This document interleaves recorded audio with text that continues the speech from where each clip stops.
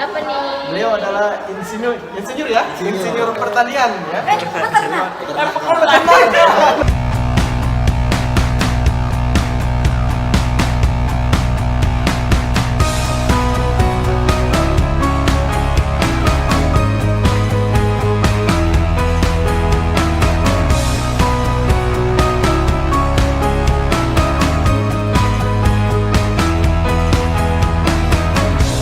Oke, assalamualaikum warahmatullahi wabarakatuh.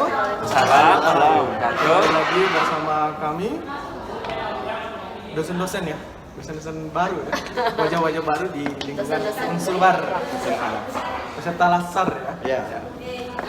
Dalam sesi kali ini kita akan berbincang mengenai salah satu core value dari berakhlak, yaitu kolaboratif ya, kolaboratif. Bicara tentang kolaboratif ini ya, tentunya tentang kerjasama, terus ada hubungan yang erat antar sesama ASN, kemudian memberikan kesempatan kepada berbagai pihak untuk berkontribusi. Dalam hal ini setiap ASN kita harus memberikan kesempatan yang sama buat mereka, kemudian terbuka dalam bekerja sama, kolaboratif, menggerakkan pemanfaatan berbagai sumber daya untuk tujuan bersama. Ini menarik Bapak Ibu. Kita dalam sesi ini kedatangan juga special guest ya. Siapa nih? Beliau adalah insinyur ya, insinyur pertanian ya. Peternakan, maaf. Beliau adalah insinyur peternakan, ahli nutrisi beliau expert dalam bidang nutrisi dan breeding juga. breeding ya. Oh ya, nanti Atau iya, breeding. Banyak kerja sama nasional dari Dia sudah melakukan berbagai macam kegiatan-kegiatan yang sifatnya tridharma perguruan tinggi. Nah, sengaja kami undang, nanti sebentar kita akan mintakan pendapatnya sebelum pengalaman. Karena yang spesial itu biasa di terakhir, ya. Kalau di awal-awal biasa sudah tidak spesial lagi. Biasa ya, biasa. Namun di awal ini saya akan minta pendapat Kak Budi di awal yang spesial ya. Jadi kita buka dengan yang spesial, kita tutup dengan yang spesial dari pembicara kita. Lagi kayaknya martabak spesialnya mana? Oh iya, makanya harusnya ada martabak di sini ya. saya emang spesialis kalau moderatornya Eci pasti yang pertama Budi. Enggak ya, nanti akan berkembang setelah ini. Atau kita mulai dari Pak Hairul aja ya. Oke, apa Pak Budi saja. Pak Budi saja. Saya maunya dibuka dengan yang spesial, ditutup Iya, dengan yang memang. spesial. Bukan ini spesial. Berbukalah dengan yang manis-manis Iya. ya. Iya. Silakan Pak Budi. Tunggu dulu Pak Budi. Pertanyaan. Atau nanti aja lah. Pak Budi terakhir, dua terakhir lah. Pertama dari Pak Hairul aja dulu. Oh, langsung dulu. Ya, kira-kira bagaimana ini Pak Hairul? Ya. Dalam rangka kita sebagai ASN, utamanya sebagai dosen ya, Ya. dalam menerapkan nilai core value atau nilai-nilai kolaborasi di kampus ini. Seperti apa Pak Hairul? Ya, baik, terima kasih Pak Eki. Nah, kolaborasi ini sangat penting sebenarnya ya. Sekarang ini mengenai ibu-ibu kita. Nah, kolaborasi ini kita kan punya tiga tridharma ya. Pengajaran saja ini kita ada kolaborasi, ada tim teaching, penelitian juga kita harus kolaborasi. Apalagi tentang pengabdian. Nah, pengabdian ini ada kolaborasi antara kampus dengan dinas. Jadi kolaborasi ini sebenarnya harus lebih dikedepankan lagi masalah tentang kolaborasi. Mungkin bisa Pak Budi. Nanti kita akan dengar di agak terakhir Pak Budi spesialnya. Oke, jadi itu tadi ya, dalam rangka melakukan tridharma perguruan tinggi ya, sebagai ASN dosen itu tentunya harus berkolaborasi secara bersama-sama sesama dosen. Nah ini kembali lagi pasti ada tantangannya ini Pak, ada tantangan. Spesialis Ya, tantangan. ya, spesialis tantangan. Ya, Biasanya. kita ubah lagi nih. Biasanya Pak dalam menerapkan nilai-nilai yang bagus itu pasti ada tantangan atau rintangan yang akan kita hadapi Pak. Misalnya ada dosen-dosen misalnya ya, oknum-oknum yang tidak mau sebenarnya karena dia tidak mau melibatkan kita, atau mungkin dianya yang tidak mau melibatkan diri. Atau sudah lebih tinggi, kita di bawah. Ah, bisa jadi juga seperti itu Pak. Kira-kira bagaimana menanggapi hal tersebut? Ya, memang tadi ya, memang bagaimanapun itu kerja kita itu ada namanya how to deal with people sih sebenarnya. Ya. Bagaimana kita tuh memperlakukan orang tuh kadang-kadang bisa berbeda-beda. Nah, khusus untuk yang kolaboratif ini terkadang memang ada ego sendiri dari seorang dosen. Misalnya dia merasa bahwa dia sudah pernah menulis di Q1, maka dia merasa kayak gue nggak level nih kalau nulis kolaborasi dengan dosen yang baru Sinta 5 gitu. Baru mulai lah ya. Atau baru mulai gitu. Itu baru mulai, itu kan suatu egoisme, ego sendiri gitu, self-centered sendiri gitu. Nah mungkin itu tantangan terbesarnya adalah bagaimana meredam egoisme antar dosen itu. Mungkin bagi yang sudah Scopus dia bisa mengikut sertakan dosen-dosen muda sehingga dosen muda itu bisa melakukan akun Scopus juga. Nah itu nilai kolaboratifnya seperti itu. Jadi tantangannya bisa meredam egoisme sehingga terjadi kolaborasi dan itu beruntung bagi dosen-dosen muda itu sendiri. Oke, menarik ya. Ya, mungkin beliau sudah berpengalaman dalam bidang itu ya. Merangkul dosen-dosen Ya, baru. dalam merangkul dan mengayomi itu beliau pakarnya. Gitu. Pakarnya. Ya, oke. Untuk Bu Wita, saya tertarik tadi walaupun belum diulas secara jelas ya mengenai kolaborasi dalam hal melakukan tridharma perguruan tinggi, pelajaran, terus penelitian dan pengabdian.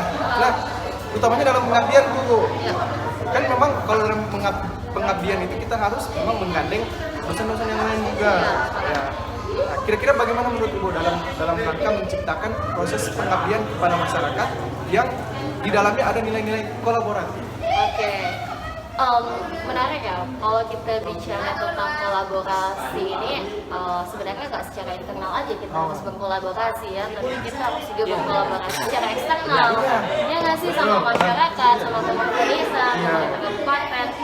Sebenarnya kalau kita berbicara di Sumbar, saya pikir udah banyak nih Pak kerjasama yang ada gitu ya, cuman yang kurang adalah maintenance gitu lah, itu yang menurut saya maintenance ya. Jadi kita punya MOU yang banyak, tapi mungkin belum ada unit kerja atau sudah ada namun belum maksimal dalam menjaga hubungan itu gitu, agar dia tetap sustain, agar hubungan kita misalnya 1 tahun ini kita pengabdian nih ke salah satu desa gitu, mungkin tahun depan diulang lagi di desa yang sama dengan topik yang berbeda, atau mungkin desa sebelahnya ada mungkin bagusnya ya pihak-pihak yang dapat membantu memaintenance hal tersebut gitu menurut saya.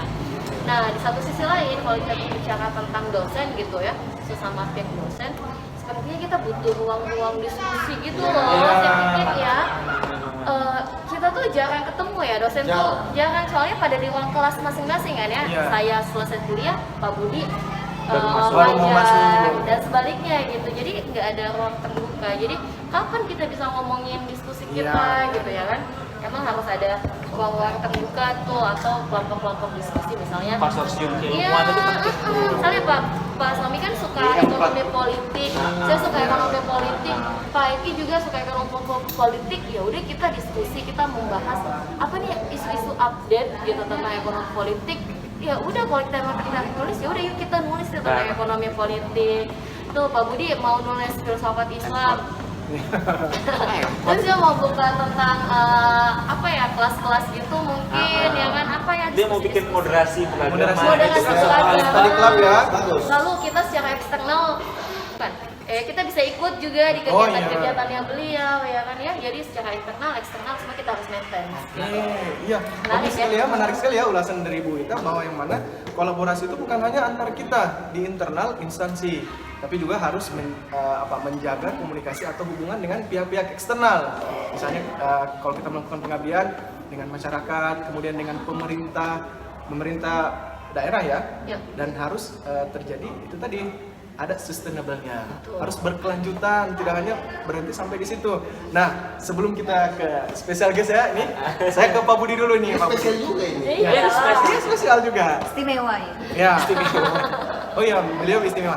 Tadi ada hubungan ini Pak, ada hubungan antara sesama kita, dosen dengan dosen, dosen dengan pimpinan, kemudian ada dosen dengan pihak-pihak eksternal, dengan pemerintah di luar sana. Nah, bagaimana nih Pak Budi dalam menjaga atau membangun kolaborasi antara dosen dengan mahasiswa atau mahasiswi ya. Ini mungkin Pak Budi sudah ada pengalaman dalam bidang gitu, bagaimana menciptakan hubungan baik antara dosen dengan mahasiswi dan mahasiswa ya. Kolaborasinya Pak, bagaimana di dalam kelas misalnya atau di luar kelas? Terima kasih Pak. Pak Iki. Ya. Sedikit menyambung tadi dari pernyataan dari Bu Wita yang sangat menarik saya rasa, bahwa kita harus berkolaborasi bukan hanya di dalam internal saja, harus di eksternal misalnya.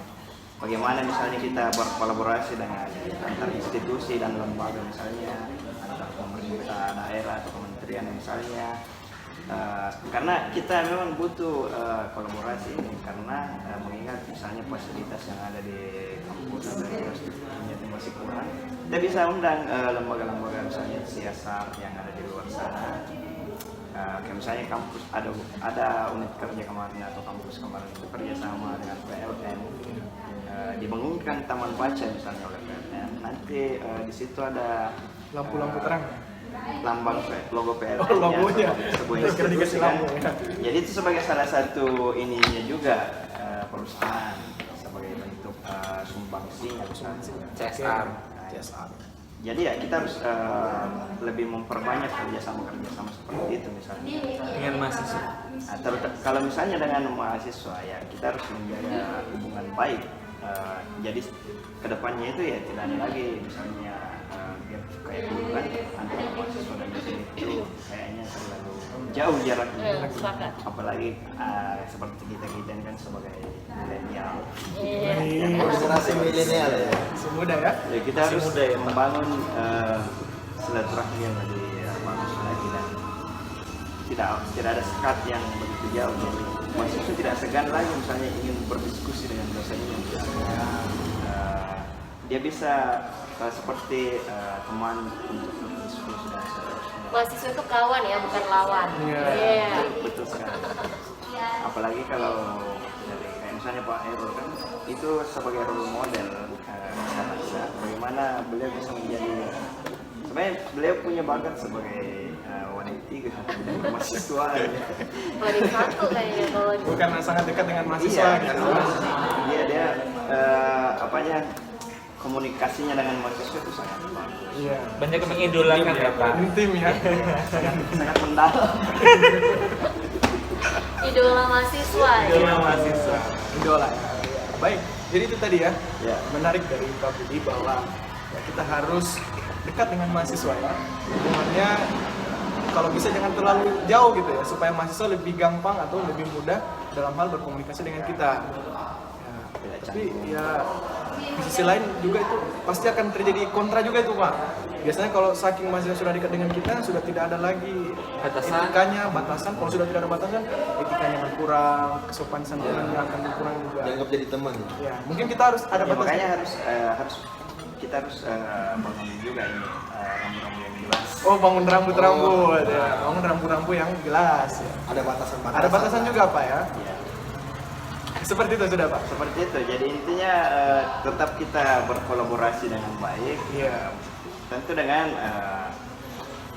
dengan hal-hal yang misalnya wajar. Oke. Terima kasih Pak Budi. Nah ini yang terakhir nih spesial guest kita. Yang ditunggu-tunggu ya. Ini saya lihat dari tadi sudah tidak sabar ini untuk apa? Untuk berpendapat ya, untuk berargumen. Nah, Internasional. ya saya perkenalkan dulu ini ya, Bapak-bapak. Iya, Ibu. iya. Beliau adalah Insinyur Bapak Insinyur Agni Ayuda. Ayuda Mahanani, SPT. SPT MPT. Wah. Dan ada sertifikatnya di belakang itu, ada certified Wah. apa gitu Pak ya? Ya, jadi sudah banyak. Sudah eligible. Yang sudah eligible dan udah dosen kompoten banget nih oh kayaknya. iya memang ya sudah. Dan sengaja kita undang di sini dan kita memang sengaja berdiskusi mengenai masalah kolaboratif karena saya sering dengar ini Pak, walaupun ini ya berita-berita dari luar bahwa beliau ini sudah mengajak rekan-rekan dosen baik itu di lingkungan instansinya sendiri di Fapetkan ataupun di luar dari Fapetkan. Nah, tadi kita hanya berbicara teori tadi tentang kolaborasi itu apa, hubungan dengan dosen itu bagaimana. Beliau ini sudah melaksanakan atau sudah melakukan prakteknya seperti apa. Nah, ini mungkin kita bisa menggali ide ini ya, atau menggali apa ilmu yang baru dari beliau, pengalaman dari beliau. Kira-kira bagaimana Pak sehingga bisa menggandeng dosen-dosen yang lain, terus bekerja sama dalam rangka pengabdian kepada masyarakat itu dengan dosen-dosen di luar ya lingkup studinya Bapak ya. Oke, terima kasih Pak. kasih Pak Rizky atas sambutannya. Saya merasa terhormat sekali bisa hadir di sini. Dosen-dosen FISIP. Karena memang peternakan dengan sosial itu tidak bisa dipisahkan. Dari kata. Karena selama kita masih berhubungan dengan manusia, bersosial itu pasti tetap ada.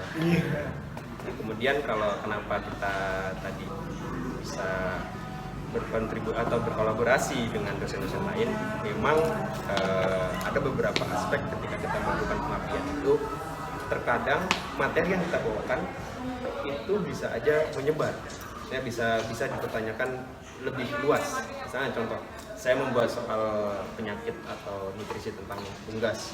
Nah, beberapa tidak selamanya peternak di situ atau masyarakat itu bertanya soal materi yang kita bawakan. Biasanya mereka itu berangkat karena keluh kesahnya.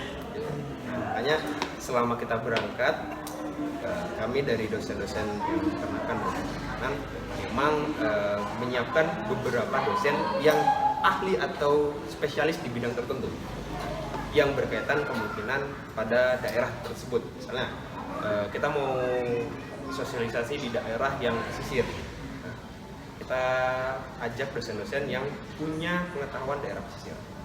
Misalnya kalau misalnya daerah pesisir mungkin ada tentang penyakit. Nah, misalnya kita tanya soal pemeliharaan itik misalnya daerah pesisir.